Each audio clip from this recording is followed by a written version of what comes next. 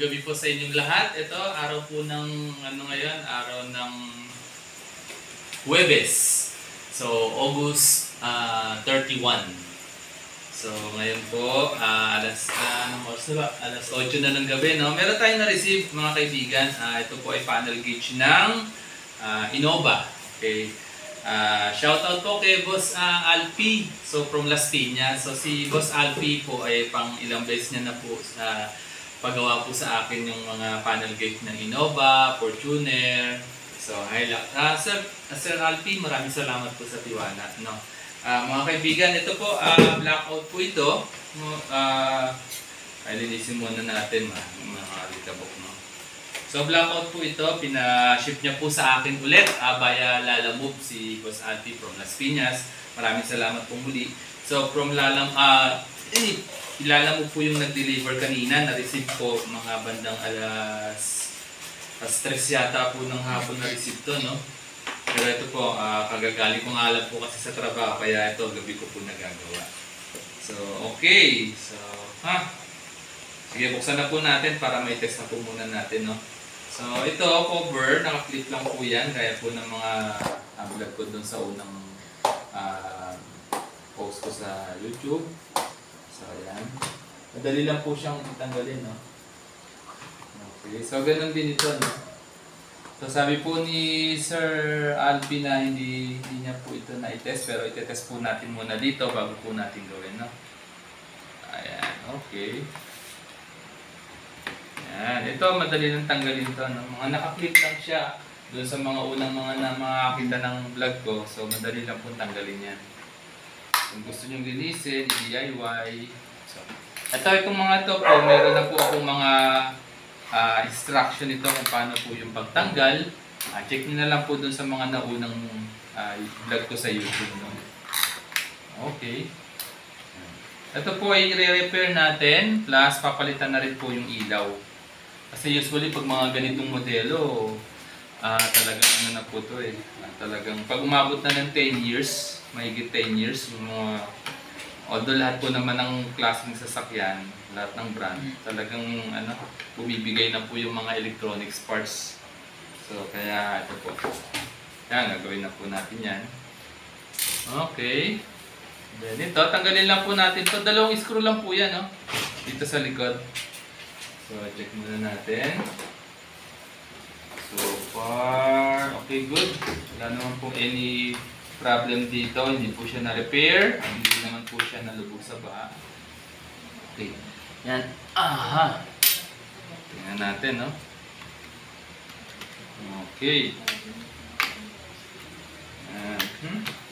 Test muna natin yan. Ayan, mga maiitim na nga po yung yung LED. Talagang palitin na po siya. Okay. Then, susuplayan muna natin. Itetest muna natin bago natin i-repair. Para makita po ng mga ibang customer natin na talagang na po siya, blackout na po siya. Okay.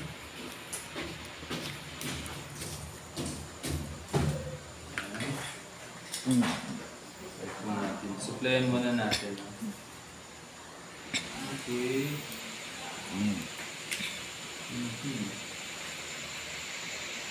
Ingatan nyo lang po yung pag-supply dito, kasi baka mamaya mas lalo po masunog o masira yung panel gauge nyo. Make sure po na medyo meron po kayong kaalaman sa paggagawa or meron kayong background sa paggagawa, lalo na dito sa mga masiselan po ng mga electronics part. Okay, so let's see. Yan, supplyan lang po natin, no? Okay, then check natin. Ayun, blackout po, ayan. So mapapansin nyo po na blackout po talaga siya kasi po isa lang po yung nailaw. Ito lang po. Ano po yung nailaw na yun? Nakalimutan ko na po. ABS, ABS po yung nailaw niya. Isa lang. So yan, confirm po, blackout po yan. Okay. So ngayon, i-repair na po natin siya. Okay, so balikan ko po kayo, no? It will take around 1 hour bago matapos to. So, kasi papalitan po natin yung mga pyesa plus po yung mga LED. Okay, sige po, balikan ko po kayo. Oh. Ito na po mga kaibigan. So, tapos na po natin gawin, no? So, inabot din po ng mga kulang-kulang 1 oras. Okay, so, ayan, napalitan na po natin itong itong mga pyesa po, yan, mga diode, IC, capacitor, at saka ito, mga LED, yan, yung mga maitim na yan. So, ito po yung gamit natin yan, mga kaibigan, mga brand new po yan, mga brand new. Okay. So, ayan. I-test na po natin siya. No? Kanina makikita nyo, blackout at ang umiilaw na po sa kanya ay yung ABS o yung ABS. So, ayan. Ito, tingnan na po natin. No? Ilayo ko lang po ng konti yung ilaw kasi medyo maliwanag. Masyadong maliwanag. Baka hindi ma-appreciate po yung yung ilaw niya. So, ayan. So, ayan. Test na natin. 1, 2, 3. Yun. Yan. Umilaw na, mga kaibigan. No? Okay na siya. So, bilangin po natin yung ilaw. Lahat ng puti. So, kasi yun po yung talagang kailangan ng palitan. So, bali 21 po lahat yan, no? 1, 2, 3, 4, 5, 6, 7, 8, 9, 10, 11, 12, 13, 14, 15, 16, 17, 18, 19, 20, 21. Ayan, mga kaibigan, ayos. Kompleto naman po siya. Kasi minsan kaya ko po binibilang dahil para may mga time kasi sa sobrang dami, nalilimutan po akong ihinangan or minsan kulang yung LED na nailalagay ko nga po. Kaya po kailangan ko pong i-power up. At para makita na rin po ng customer natin na gumagana na po siya. Then after nito, ilalagay na po natin siya dito sa casing niya. Pero bago niyo po ilagay mga kaibigan, ilinisin niyo po muna maigi yung loob kasi hindi po siya na-access eh at bihira pong matanggal ito. So pati po itong plastic, ayan dumi na So halos pinamamahayan na po ng dumi. Okay, tanggalin na po natin yan. Okay, tapos linis na po nito. Ayan. Yan, linis na Okay, good to go. Tapos, doon rin po, itong loob, linisan nyo rin po yan. After nyan, pasok nyo lang to. So, naka-clip lang yan. Effortless. So, hindi kayo mahirapang magkabit. Yan. Okay. Good. Tapos, kabit na po natin to. Yan. Kasi mamaya ipapower up po natin. Itong LCD, so ingatan lang po natin to kasi ito babasagin po ito, no? So baka mamaya biglang madulas sa kamay ninyo, wala pong nabibili nito na ganito lang, talagang buo nyo po bibilhin. Okay. Buong gauge. So yan. Then, yung kanyang cover, itong plastic niya. Plastic lang naman po ito pero matibay ito, no? Hindi ito nalutong kahit anong tagal, kahit mainit. Maganda yung materials na ginamit sa kanya. Okay. Yan. So make sure lang po na nakalapat to, tapos pasok po siya doon sa pinaka-kuntel. Yung kuntel po dapat nasa labas. Kasi kapag nasa loob yung kuntel, itong needle ninyo, pag nilagay nyo po ito, sasayad po siya pagka gumana na po.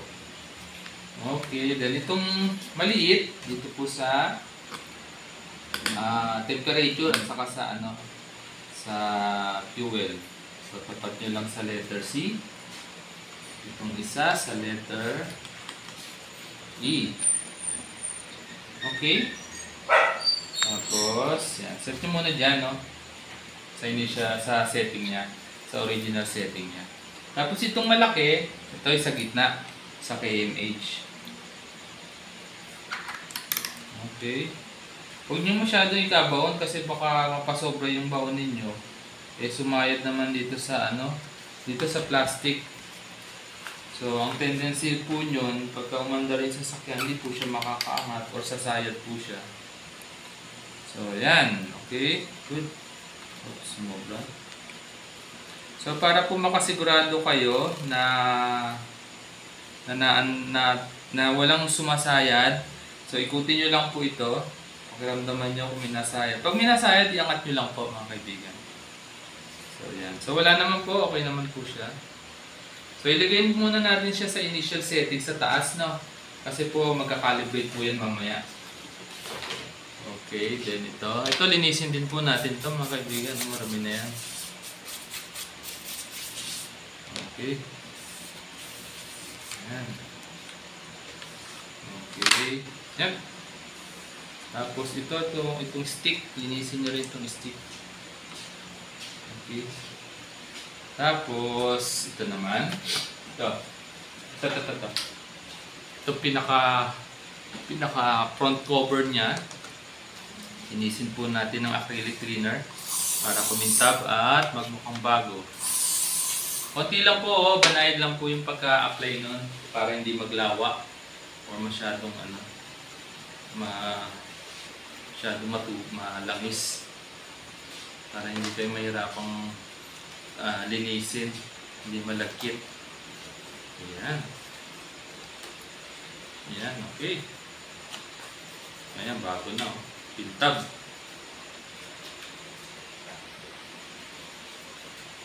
Ayan. Okay. Ayan, ganda, oh. Bagong-bago, brand new. Ayan. Itong loob, ito yung medyo pagpo-focusan nyo po ng linis kasi ito po, nasa loob na po ito, hindi na po ma-access to. Okay. Although ingatan nyo lang po, no? Baka mamaya biglang mag-crack or mabali, baka mabigat ang mga kamay ninyo. So, konti ingat lang po. Yan, okay na to. So, yan. Tignan natin. Okay. Yan. So, yan. Tapos, okay na yan. Mamaya na lang natin ikakabit yung back cover. Papaganahin muna natin siya. Okay. Yan. Para makita nyo po na kung okay na, yung mga needle po niyan ay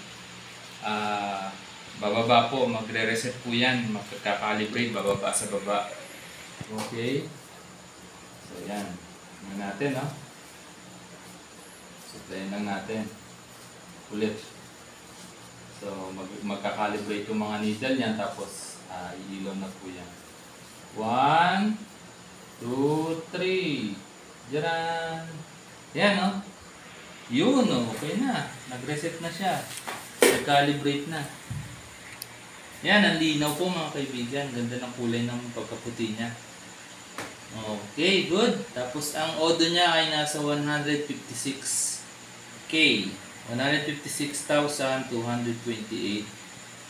Okay, so normal lang po yan sa mga ganyan katagal na sasakyan. Okay, good. So okay na po ito mga kaibigan. So pwede na po itong i-ship bukas. Ipapalalamove na lang ulit po ito para makuha po ng ating customer. So okay na po ito mga kaibigan. So check nyo na lang po yung aking details. Yung nandun po sa description ng bawat vlog ko kung saan po ako nagsiservice. At yung cellphone number ko andun din po. Tawagan nyo lang po ako pag meron pa kayong mga tanong.